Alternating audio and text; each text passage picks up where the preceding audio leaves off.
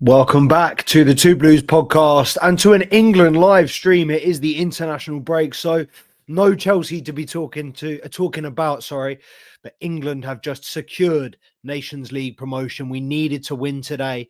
We needed to better Greece's performance against Finland. We did it comfortably, 5-0. It was 0-0 at half time, and it didn't look like it was going to be the comfortable win that it turned out to be. But quite a few debutants getting in on the action. Harwood Bellis, obviously Conor Gallagher getting his first goal as well. Jarrod Bowen scoring with his first touch. Morgan Rogers coming on, getting minutes. There were a few players in there getting much needed minutes. I think who else was it got their first start? Livermans. Someone else in the back line got their first start as well. But yeah, man, solid progress, fairly solid performance overall. We're going to need a lot more than that against the bigger teams, but after the red card kind of changed the complexion of the game completely, as it normally does. And England, just ran rampant after that. Bellingham with some lovely passing, some beautiful assists. I think he got 2 assists, if I'm not wrong. One of them beautiful pass for Harwood Bellis. But yeah, man, I'm not really going to talk too much about England. It seems like a mad point to make fairly early into a live match reaction of an England game. But look, England on the whole, I think it's tough to judge because, interim manager with Lee Carsley, a lot of players out, this international break. I think it was 10. It was 8 for last game and it was 10 for this game. So the squad that we're seeing tonight isn't the squad that's going to be playing in major tournaments. Obviously, Thomas Tuchel is going to come in and do a major rehaul, I would have thought. I thought there's going to be quite a few players that will get a boost up, quite a few players that may potentially drop out of favour. But look, the entire starting 11 is going to be virtually, well, I say the entire starting 11, 5 or 6 positions I would have thought at least will change under Thomas Tuchel, at least. And, there will be a fair few players that we might not see in the friendly games. And it's going to take a while for Thomas Tuchel to get to get a feel for the right team. No doubt, I think we will improve. Obviously, there is, so many variables, so many issues with this England squad at the moment. You've kind of got to say there is no way but up from here. And fingers crossed that is the case. As Chelsea fan, I've been saying that potentially, for the last 3 years, there's no way we can get any worse from here. And sometimes it has got worse. So, touch wood, that's not the case with England. I think we can only get better with Thomas Tuchel. And I think we will. I think he's a great manager and everyone getting on his back already. The fact that he's not English, look, he's been chosen for the job, whether you like it or not. Get behind him. He's the England manager. He's the guy that, at the end of the day, we are banking on to win a World Cup and a European a European trophy after that. He's a born breadwinner. Anybody that's, I think, slating him is either taking an agenda because he's obviously not British. When we've had managers like Sven-Göran Eriksson before, so maybe it's just because he's German. I don't know. Or they're rival fans of Chelsea, Arsenal, Man United, Man City, whoever they are, Liverpool. They don't like Tuchel because of his association with Chelsea. But look, he won the Champions League, the Club World Cup. He won trophies that Chelsea haven't won before, and also that we've only won once before. So he proven winner, born winner, knows how to get a result out of teams and knows how to do it on the big stage. And international management seems like the right option for him because he's very strong-headed. We've seen he's had a problem with virtually every single owner that he's been employed with previously, or every single club that he's been employed with. Is at the end of the day, no matter what he's won, how well he's done, it's always come to a head and always been personal issues, problems off the pitch with Thomas Tuchel that's got him sacked. And with an international, with a national job, he's got no transfers. It's not, he's the one in charge of who gets picked for what. There's very little kind of that you can disagree with, I feel personally, other than goals. And the goals are to win. It should be pretty clear that nothing other than winning is going to be accepted. And I feel like this is a good fit. Anybody getting on his back needs to stop because this squad is going to change a lot under Thomas Tuchel from what we've seen under Carsley, under Southgate, and man, give the guy time. He hasn't even started yet.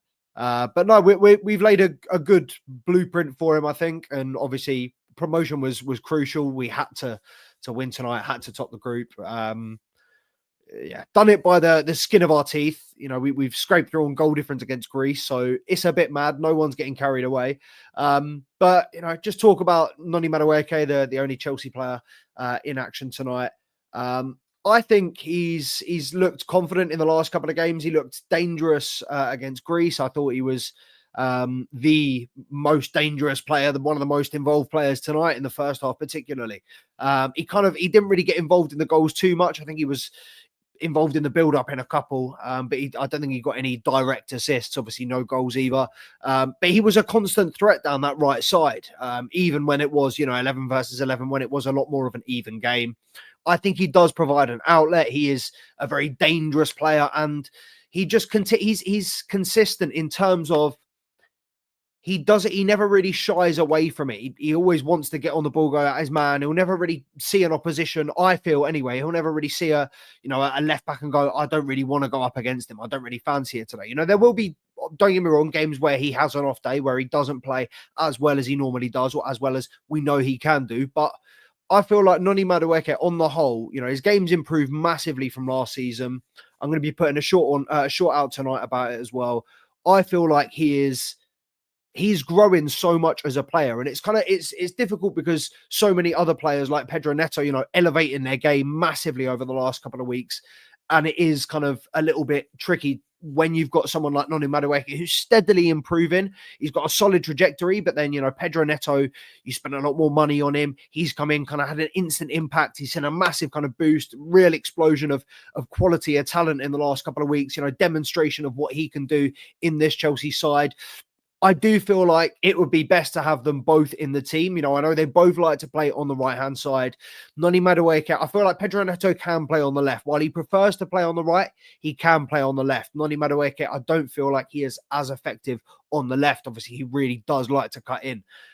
But I think it is a balance that we can manage. Sancho, Mudryk kind of on the periphery for Chelsea at the moment. Obviously, Sancho kind of nursing a couple injury, illness problems off the pitch as well. But yeah, Noni Madueke, I feel like he's doing enough and continued performances, not just for club, but for country as well. He's taking the opportunities now. Players like Cole Palmer, don't need to go to international duty because they're not going to, it's not like they have a point to prove. But Noni Madueke, when everyone's sitting at home, Enzo Maresca, albeit, still training with the boys that haven't gone away on international duty. Enzo Maresca is going to be looking at these players that are playing. He's going to be watching them. He's going to be seeing how they apply themselves. And he's going to be seeing the headlines of Noni Madueke having a great game. He's going to be seeing what he can do, and I suppose just how dangerous he is, when these other players are maybe getting rested, taking a week off. Pedro Neto has been allowed to come back after the first game. Whereas Noni Madueke, so Enzo Maresca, he's going to have Noni Madueke fresh in his brain, his performance fresh in his brain, rather than Pedro Neto's goal and quality performance the other night. So, these people that are very critical of Noni Madueke, and he's come out and said about the whole bench incident, he literally needed to go down to the toilet and he came straight back after. People get onto Madueke for obvious reasons, and I feel like it is unfair. On and off the pitch, he has had his issues, but they've been minor issues. They really haven't. He hasn't done anything wrong. He hasn't done anything serious. I think the level of his game has been fairly consistent.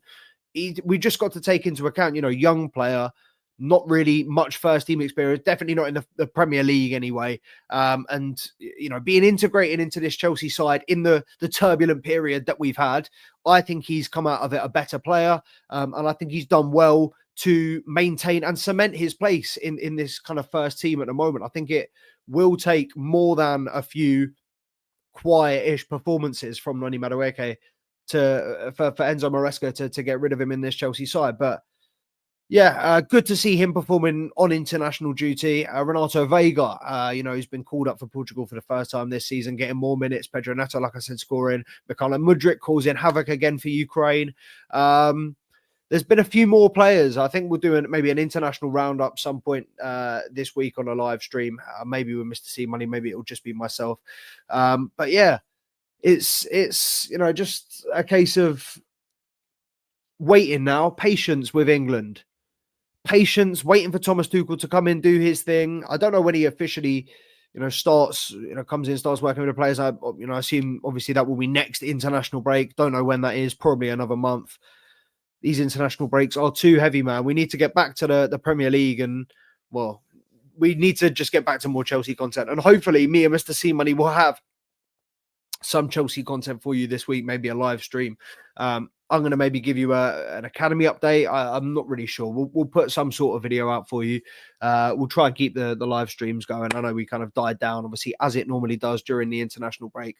But the shorts are still rolling out, so make sure to hop on the shorts. Obviously, I'm still active every single day on the Instagram, the TikTok, at Two Blues Podcast.